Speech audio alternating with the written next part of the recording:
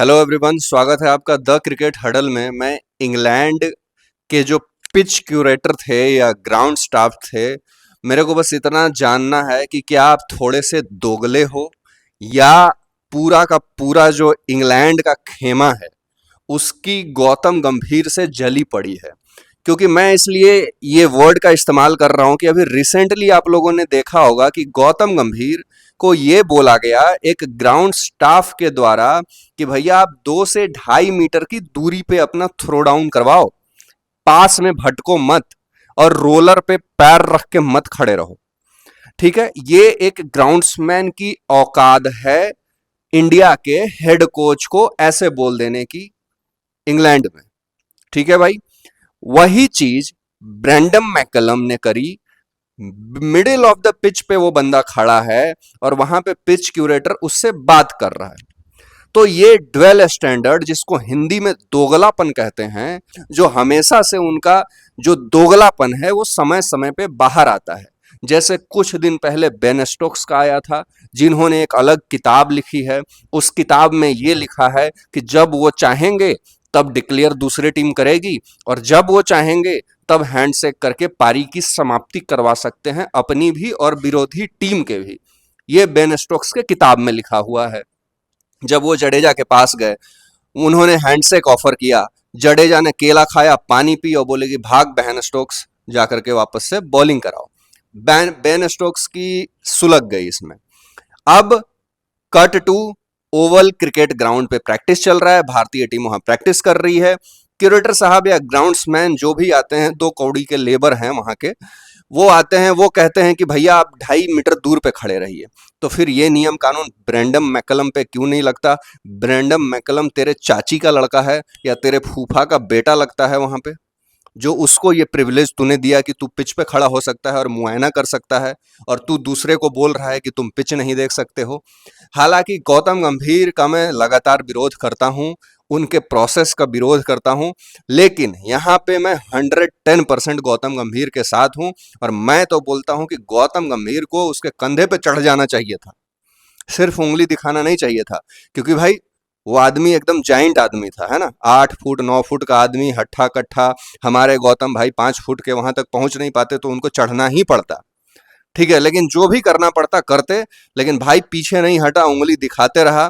और ऐसा लग रहा था एक टाइम पे कि अगर थोड़ा बहुत आर्गुमेंट ज्यादा बढ़ता तो वो घुसंड भी मार सकता है। वो गौतम गंभीर है, वो कुछ भी कर सकता है। ठीक है भाई, तो गौतम गंभीर से तुमने पंगा ले लिया है और ओवल टेस्ट शुरू होने से पहले ले लिया है। तो हो सकता है कि अब तुम्हारी मति पलीड ना हो। तो अब हो सकता है कि ओवल का जो ड्रामा है वो एकदम बोनांजा बोनांजा ड्रामा देखने को मिल सकता है। हाई टीआरपी वाला आप लोगों को मूवी देखने मिलेगा ओवल क्रिकेट ग्राउंड पे, क्योंकि पहले ही ट्रेलर इतना धमाकेदार हो चुका है। तो मेरा बस यही कहना है, वहां पे जो इंग्लैंड की मीडिया है और जो ऑस्ट्रेलिया की मीडिया है, हमेशा जो विजिटिंग टीम होती है ना, उसके खिलाफ हाथ धो करके पड़ जाता है ये लोग। चाहे आप इंग्लैंड का मीडिया उठा लो, चाहे आप ऑस्ट्रेलिया का मीडिया उठा लो। अभी जब भारत जब टूर पे गया था, ऑस्ट्रेलियन मीडिया पर्सनल अटैक्स कर रही थी और यही काम इंग्लैंड की मीडिया कर रही है, पर्सनल अटैक करके। कभी जडेजा पे, कभी बेन स्टोक्स के से जो हाथ नहीं मिलाया उस पे उन्होंने हैंडशेक सागा और पता नहीं क्या क्या, एरोगेंट, पर्सनल माइलस्टोन के लिए इंडियन खेलते हैं, ये सब चीजें लिखना चालू कर दी, है ना। क्योंकि इनके किताब में जो डेफिनेशन है वो इनको जो सूट करता है वही लिखा हुआ है। दुनिया के लिए अलग किताब है और इंग्लैंड और ऑस्ट्रेलिया के लिए अलग किताब है। अब ये हमें स्पिरिट ऑफ द गेम पे ज्ञान पेल रहे हैं, जो बाउंड्री काउंट से वर्ल्ड कप जीते हैं, ये हमें ज्ञान पेल रहे हैं। ठीक है, अब स्पिरिट ऑफ द गेम में बेन स्टोक्स ज्ञान पेल रहा है, जो क्लब में लड़ाई करके 2 साल सस्पेंड हो चुका है इंग्लैंड क्रिकेट से, वो हमें ज्ञान दे रहा है स्पिरिट ऑफ द गेम का। और बाकी दुनिया में कुछ बड़े बुद्धिजीवी लोग भी हैं जो इंग्लैंड से बिलोंग करते हैं, जोनाथन ट्रॉट टाइप। ठीक है, वो भी यही चीज लिख रहे हैं कि हैंडशेक मिला लेना चाहिए था, स्पिरिट ऑफ द। अरे क्यों मिला है भाई, क्यों मिला है? तूने कोई अलग से नई किताब निकाल दी हो? अगर मेरा बस चलता, मैं कैप्टन होता, बोलता पूरा का पूरा 15 ओवर खेलूंगा, खिलाओ तुम। क्योंकि 80-85 रन पे जडेजा और वॉशिंगटन सुंदर हवा में उड़ के नहीं पहुंच गए। वहां तक पहुंचने के लिए उन लोगों ने मेहनत करी। उन लोगों ने जोफ्रा आर्चर खेला, ब्रेंडन कार्स खेला, बेन स्टोक्स खेला, तब जाकर के वो 80-85 पे पहुंचे थे। फिर बेन स्टोक्स का कहना ये जायज नहीं है कि तुम रूट के अगेंस्ट में मार के सेंचुरी पूरा कर लोगे, तुम हैरी ब्रूक के अगेंस्ट में। अरे भाई, हैरी ब्रूक को और रूट को नहीं मारा, पूरा का पूरा इंग्लैंड को पेला है।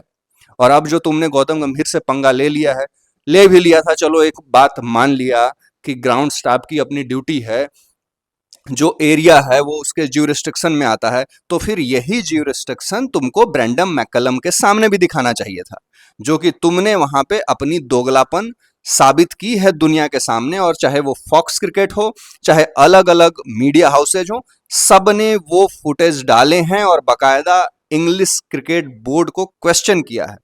तो ये वीडियो कैसा लगा कमेंट सेक्शन में अपना ओपिनियन जरूर देना, बेल आइकन के बटन को जरूर दबाना, लाइक और शेयर और सब्सक्राइब जरूर कर लेना अगर नहीं किया है तो। सो धन्यवाद।